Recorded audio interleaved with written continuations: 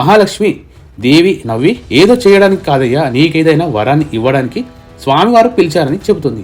అప్పుడు శ్రీ మహావిష్ణువు, అవును గరుడా, నీకు అన్ని వేళలా నన్ను అంటిపెట్టుకొని ఉండి నాకు సేవ చేస్తావు కదా, ఏదో రోజు ఏదో అడిగింది లేదు, నీకు ఏం వరం కావాలో కోరుకో, ఆ వరాన్ని నేను ఇస్తానని చెప్తాడు.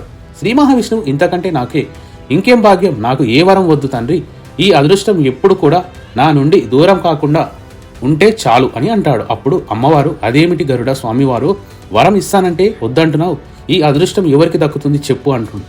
అప్పుడు స్వామివారు కూడా పదే పదే అడగడంతో సరే స్వామి అని ఆలోచిస్తూ ఉన్నటువంటి అతని మనసులో ఒక విచిత్రమైన కోరిక మొదలవుతుంది. ఆ కోరిక అతనికి కూడా ఒక ఆశ్చర్యం కలిగించేలా చేస్తుంది.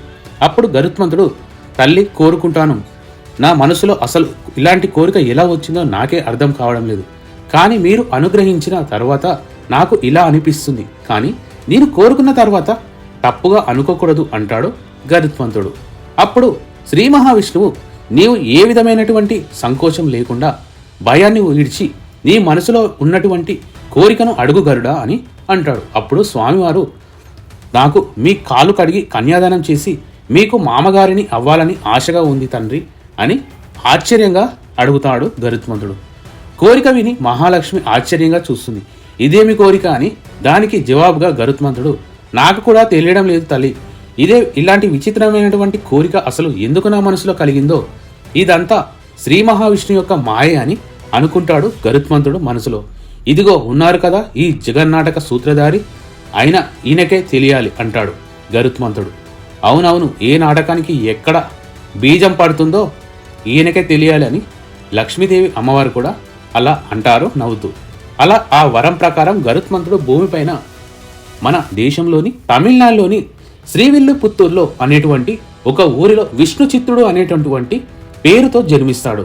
అలా ఆయనకు ఊహ తెలిసినప్పటి నుండి కూడా ఒక పూల తోటను పెంచుకుంటూ అక్కడ పూలను తులసిమాలను కట్టి అదే ఊరిలో ఉన్నటువంటి వటపత్ర షాయి అనేటటువంటి స్వామికి ఆ పూలతో అలా అందంగా అలంకారం చేస్తూ తన యొక్క జీవితాన్ని గడుపుతూ ఉండేవాడు.